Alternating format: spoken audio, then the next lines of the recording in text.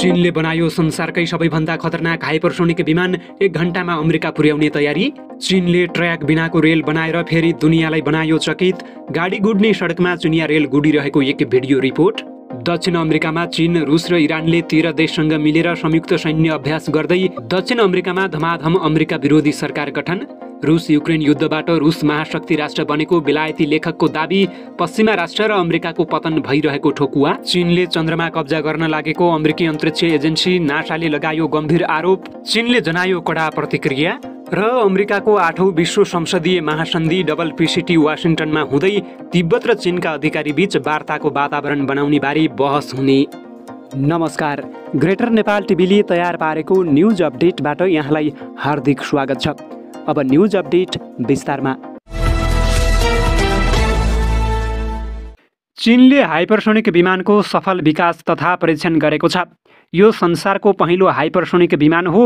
यसलाई विकसित गर्ने चिनिया विश्वविद्यालयलाई अमेरिकाले प्रतिबन्ध लगाएको थियो। त्यसैले गर्दा विश्वविद्यालयका कर्मचारी र विद्यार्थीहरूले अमेरिकी बौद्धिक सम्पत्ति भएको हार्डवेयर र सफ्टवेयर किन्न पाएका थिएनन्। चीनले दुईवटा हाइपरसोनिक विमान परियोजनामा काम गरिरहेको छ, फेटियान 1 र नानछ्याङ 1। नानछ्याङ 1 उडान र अवतरण गर्न सक्ने विमान हो। यो हाइपरसोनिक क्षेपणास्त्र होइन।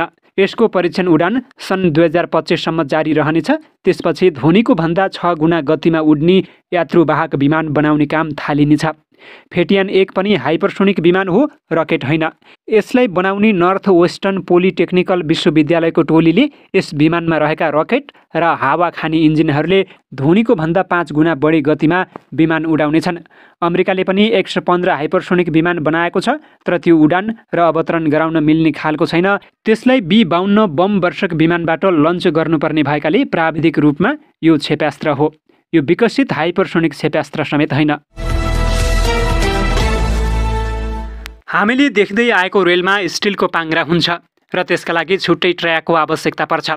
तर तपाईँले कहिले सोच्नु भएको छ रेलमा स्टिलको सट्टा रबरको पाङ्ग्रा प्रयोग भएको र ट्र्याक बिनै रेल गुडेको? पक्कै पनि असम्भव जस्तै लाग्न सक्छ, तर यसको प्रयोग चीनले गरेको छ। चीनले भर्खरै सुडु र तियानफु नामका 2वटा रेल परीक्षण गरेको छ, जसमा रबरको पाङ्ग्रा प्रयोग गरिएको छ। साथै यसका लागि कुनै ट्र्याकको आवश्यकता पर्दैन। 30.2 मिटर लामो यी रेलहरू वातावरण मैत्री हुन् भने क्षमता 300 यात्रुको रहेको छ। चीन, रुस र इरानले दक्षिण अमेरिकामा अन्य 10वटा मुलुकहरूसँग मिलेर संयुक्त सैन्य अभ्यास गर्ने भएका छन्। यी देशका सैनिकहरू कसरी अमेरिकाको मुख्य भूमिमा पुगेर आक्रमण गर्न सक्छन् भन्ने सङ्केत दिन यो अभ्यास गर्न लागि हो। अगस्त महिनाको मध्यमा भेनेजुएलाका राष्ट्रपति निकोलास मदुरोले युद्ध अभ्यासको आतिथ्य गर्ने कार्यक्रम रहेको centre for a secure free society नामक थिङ्क ट्याङ्कले जानकारी दिएको छ। स्पाइनर फ्रन्टियर प्रतियोगिता नामक यी युद्ध अभ्यास मार्फत दक्षिण अमेरिका बहुध्रुवीय शक्तिलाई अँगाल्न तयार रहेको सङ्केत दिन खोजिँदैछ। रुसले पहिलो पटक पश्चिमी गोलार्धमा युद्ध अभ्यास गर्न लागेको हो। दक्षिण अमेरिकामा अमेरिका विरोधी सरकारहरू धमाधम गठन भइरहेको बेलामा उनीहरू रुस, चीन र इरानसँग सम्बन्ध बढाउन चाहन्छन् भन्ने सन्देश यस युद्ध अभ्यासले दिनेछ। युक्रेन युद्धका विषयमा पश्चिम कसरी नराम्ररी चुक्यो भन्ने विषयमा बेलायती लेखक मार्टिन ज्याक्सले उम्दा विश्लेषण प्रस्तुत गरेका छन्। महिनौसम्म पश्चिमको प्रचारबाजी संयन्त्रले हामीलाई रुसबाट गलत आङ्कलन भएको, उसले सैन्य अपमान सहनुपर्ने, विशाल आर्थिक सङ्कटको सामना गर्नुपर्ने र पुटिनको पतन हुने बताएको थियो। तर समय बित्दै जाँदा विजय उन्मादी स्वर सुक्न थाले अनि समाचारको सङ्ख्या पनि घट्न थाल्यो। पहिला 24 घण्टा जस्तो युक्रेन युद्धको कभरेज गर्ने BBC पनि चुप लाग्न थाल्यो। वास्तवमा पश्चिमले युक्रेनका विषयमा पश्चिमले भयङ्कर गलत आङ्कलन गरेको थियो र यसको निकै गहन तथा दीर्घकालीन परिणाम देखिनेछ। पश्चिम कसरी यति गलत हुन पुग्यो? किनकि उसलाई अझै पनि संसारमा पश्चिमको प्रभुत्व कायम छ जस्तो लाग्छ, तर त्यो इतिहास हो, वर्तमान निकै फरक छ। अमेरिका र युरोप बाँकी विश्वसँग कति टाढिसकेका छन् भन्ने कुरालाई यस युद्धले छर्लङ्ग पारिदिएको छ। अधिकांश मुलुक युद्धका विषयमा पश्चिमको दृष्टिकोणलाई अपनाउँदैनन्। भारतले पश्चिमको कुरा मान्न अस्वीकार गरेको छ। आसियन मुलुक र चीनले पनि त्यसै गरेका छन्। विगत 40 वर्षमा विकासशील विश्वको उदयले संसारमा परिवर्तन ल्याएको छ। संसार अब स्वतन्त्र सोच राख्न थालेको छ र चीनतर्फ आकर्षित हुन थालेको छ। पश्चिमको आवाज अब महत्त्वहीन हुन थालेको छ, तर पश्चिमका दक्षिण दक्षिणपन्थी र वामपन्थीहरू यो कुरा पत्याउन सकिरहेका छैनन्। रुसले यो युद्ध हार्दैन, तर युक्रेनले पक्का हार्छ, पश्चिमले युक्रेनलाई भड्कायो। अब सबैभन्दा कम क्षति भनेको युक्रेन टुक्रने काम हो। इरान, अफगानिस्तान र सन् 2008 को आर्थिक सङ्कट पश्चिमी पतनको ऐतिहासिक घटनाक्रम हुन् र युक्रेनमा पश्चिमको पराजय पनि त्यसमा जोडिन पुगेको छ। युरोपको अर्थतन्त्र अब साँघुरिनेछ, त्यहाँको जीवनस्तरमा तीव्र पतन देखिनेछ, त्यहाँ विभाजनका रेखा कोरिनेछन्, त्यहाँका सरकारहरू ढल्नेछन्। युरोप महादेशमा निकै अँध्यारो समय आउँदैछ, विश्वमा युरोप सीमान्तकृत हुँदै गइरहेको छ र युक्रेन सङ्कटले त्यसलाई तीव्रता दिनेछ। आन्ध्र केन्द्रीय सोचको ठूलो मूल्य युरोपले चुकाउनु पर्नेछ। कुनै समयमा पश्चिमको प्रभुत्व कायम थियो, तर अहिले पनि त्यही पुरानो सोचको बन्दी बनेर पश्चिमले परिवर्तित विश्वलाई चिन्नै सकेन। पश्चिम विगतलाई हेर्दैछ भने भविष्यतर्फ ढाड फर्काउँदैछ। समयको पदचापलाई उसले चिन्न सकेको छैन र प्रत्येक गलत आङ्कलनले उसको पतनलाई थप तीव्रता दिनेछ।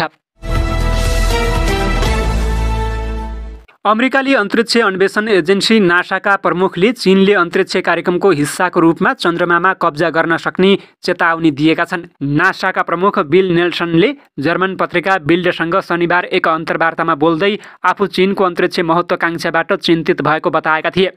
उनले बेजिङको चन्द्रमामा अन्वेषण योजनाका बारेमा बोल्दै भनेका छन्, हामी धेरै चिन्तित हुनुपर्छ कि चीन चन्द्रमामा अवतरण गर्दैछ र भन्दैछ यो हाम्रो हो, तपाईँ बाहिर बस्नुहोस्। चिनिया विदेश मन्त्रालयका प्रवक्ता झाओ लिजियानले सोमबार पत्रकारहरूसँग बोल्दै नासाका प्रशासक बिल नेल्सनको टिप्पणी गैर जिम्मेवार भन्दै कडा आलोचना गरेका छन्। विगत एक दशकमा आफ्नो अन्तरिक्ष कार्यक्रमको गतिलाई तीव्र पारेको चीनले चन्द्रमाको अन्वेषणलाई केन्द्रित बनाएको छ। चीनले सन् 2013 मा पहिलो पटक यात्रु बिनाको यानलाई चन्द्रमामा अवतरण गरेको थियो। यसै दशकमा चीनले चन्द्रमाको दक्षिणी ध्रुवमा यात्रु बिनाको यान पठाउने योजना बनाएको छ। यसले यस दशकको अन्त्यमा चन्द्रमामा अन्तरिक्ष यात्रीहरू पठाउन पर्याप्त शक्तिशाली रकेटहरू प्रक्षेपण गर्ने योजना पनि बनाएको छ र सन् 2030 को आसपासमा मङ्गल ग्रहको नमुना फिर्ता अभियानमा पनि आफ्नो दृष्टि राखेको छ। तिब्बतमा 8औं विश्व संसदीय महासन्धि WPCT वासिङ्टन डिसीमा आयोजना हुँदैछ। तिब्बतमा भइरहेको मानवाधिकार उल्लङ्घन र धार्मिक दमनप्रति चिन्ता व्यक्त गर्न विश्व नेताहरूलाई पनि सहभागी गराइने बताइएको छ। निर्वासित तिब्बती सांसद लगायत 26 देशका 100 भन्दा बढी सहभागीहरूले व्यक्तिगत र वस्तुगत दुवैमा भाग लिनेछन्।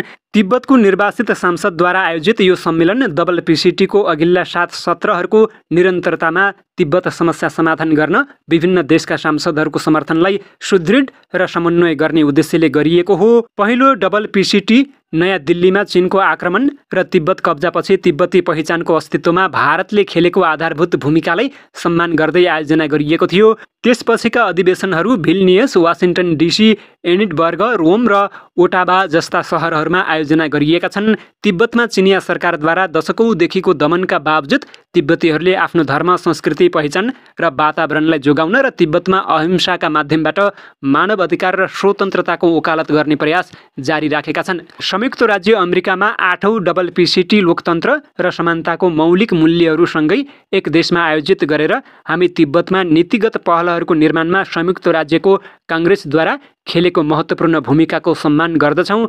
धेरै कानुनहरूको माध्यमबाट समर्थनलाई संस्थागत गर्न अमेरिकाले पहल गरिरहेको छ, एक अधिकारीले विज्ञप्तिमा भनेका छन्। हामी हाम्रो निर्वासित सरकारको लोकतान्त्रिक मूल्य र मान्यताप्रतिको प्रतिबद्धताप्रति पनि ध्यानाकर्षण गराउँदछौँ। निर्वाचनमा परम पावन दलाई लामाको दूरदृष्टिको साथ हामीसँग लोकतान्त्रिक र लोकप्रिय निर्वासित नेतृत्व छ, जुन तिब्बती जनतालाई निर्वाचनमा तिब्बती संसद मार्फत जवाफदेही बनाउँछ, उनले थपे। यसबाहेक यी सांसदहरूले तिब्बतको वार्ताबाट समाधानको लागि दलाई लामा र चीनका प्रतिनिधिहरू बीचको वार्ता चाँडो पुनः सुरु गर्न समर्थन गर्न आफ्नो देशमा पहल गर्ने विषयमा पनि निर्णय गर्ने अपेक्षा गरिएको छ।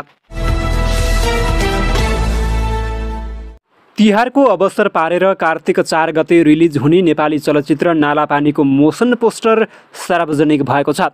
चलचित्र विकास बोर्डबाट विशेष चलचित्र 2020 स्पेशल अवार्ड पाएको यो चलचित्र सन् 1814 मा देहरादुन स्थित नालापानी गढीमा भएको अङ्ग्रेज नेपाल युद्धमा नेपाली फौजका तर्फबाट कप्तानी गरेका वीर बलभद्र कुँवरले लडेको ऐतिहासिक लडाईँलाई आधार बनाएर यो चलचित्र निर्माण भएको हो।